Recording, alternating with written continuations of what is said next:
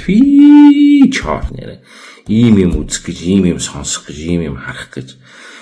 Манай нийслэл Улаанбаатар байтугай энэ Монголын нэг дүүрэг сум баг нэг хэсэгкэнж бүлэг хүнийг төлөөлөх ирэхгүй ийм жижигхэн хөгийн хогийн хар золбин гөлөг биш тийм Нямбатар. Яаж байгаа тэр олон зэнзэн эмээ өвөө ганаас ч цуглуулсан хүмүүсээ хад иргэд тэрнийг туул голоо аврыг гэсэн бичгтээ өсгөөг яаж байгаа. Энийг одоо явуул холдуул танаад самбрын булааж аваа энэ тэргээд гэсэн тэрнийг зуудаг нохоо шиг нэг авгааны усиж очоод тэр хүүхдийн бичгийн кордон цаасын булааж аваад Тэсний Нямбатар юу гэнэ? Чиний биеийн төрөхгүй шүү. Хөө энэ намайг цохоод хүүшээ. Энэ Монгол ир хүн мөн үү? Энэ бол Монгол эрэгтэй хүн бол биш шүү.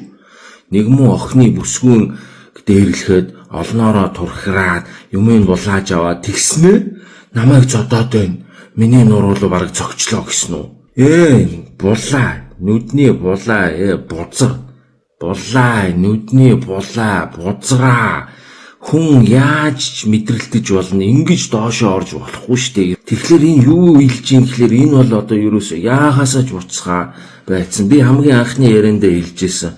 Энэ бол асар том мөнгө угаалт байх магадaltaй хэрэг байна. Энийг одоо хууль шүүхийн байгууллагуудаар, хууль хүчний байгууллагуудаар зайлшгүй шалгуулах хэрэгтэй гэж хэлжсэн. Энэ юу н нотлогдож шиг байна шүү.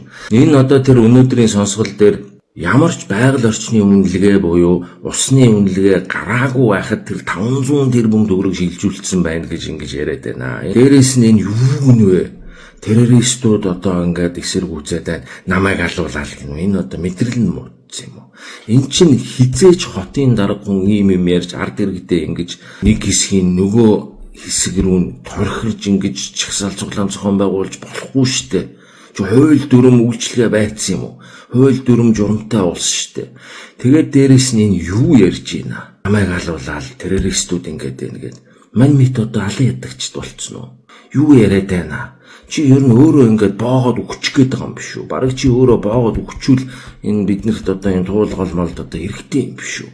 Ер нь тийм биш дээ. Туулгалаа аврах уу чамайг одоо ингээд ажил албан тушаалтай үлдээх үү гэдэг сонголт бол ямар ч эрүүл хүний толгойд ойлгомжтой тийм хөгийн жижигхэн харьцуулалт шүү дээ. Энэ хүн бүр цайчж ийм юм ярьж байгаа ингээд ийм үйлдэл гаргаж байгаа хүн бол алдах юм байхгүй бүр цайгаад энэ чи асар их хулгай байж болох ийм төсөл учраас энэ хүн бүр цайгаад буцах ухар хараагүй болоод галзуу хүний үйлдэл үзүүлж хууль байдаг улсын бол энэ галзуу хүнийг яаралтай одоо дүн шинжилгээ хийгээд албан тушаалаас нь буулгаад аудит оруулаад энэ төсөл яагаад ер нь гээд ийм амар их мөнгийг урьдчилаад нэр нүүргүй шахуу саяхан байгуулагдсан компани руу шилжүүлсэн. Энэ бол мөнгө угаалт, хулгай, авилга, албан тушаалыг эм тэрэг байх магадлал маш өндөр байна шүү дээ.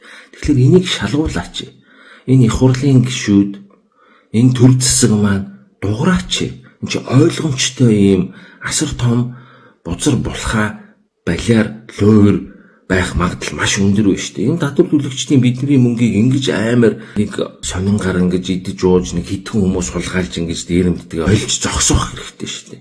Ийм үйлдэл гаргаж байгаа өөрийгөө ямар өчүүхэн юу ч хийж чадах, ямар ч тохиолдолд хэнийг ч юу гэж гүтгэх чадах эмхтэй хүнийг хүндэлдэг үү? Тэр нэг ганцхан эмхтэй бүсгүй нэг кордон цаас бариад зогсож байгаа хүнийг 200-300 хүн бүлийдээд ирлээд тэгээ хотын дарга шүү дээ. Бүхэл бүтэн нийслэл Улаанбаатар хотын захирагч дарга хүн энийг булаа, энийг явуул, холдуул тэгснэ эмхтэй хүнийг биеинд гар хүрлээ, бараг намайг зодлоо гэчүү. Энэ бол одоо энэ хүний хамгийн одоо олон нийтийн өмнө доошоо орсон хинбэ гэдгийг харуулсан ийм бузар булаа, босромог ичиж өгмөр юм заван үйлдэл байлаа. Тэр нэг хагас халзан нэг байна бас яг мэдрэл муутай ухар гараа байхгүй хамаг луур булхаа нэлчлэгдэх гээд байгаа юм бузрын юм одоо үйлдэл харагдчихлээ шүү. Бид нар ерөөсөө энэ асар их олон тэрбум энэ ч одоо асар их мөнгө штэ.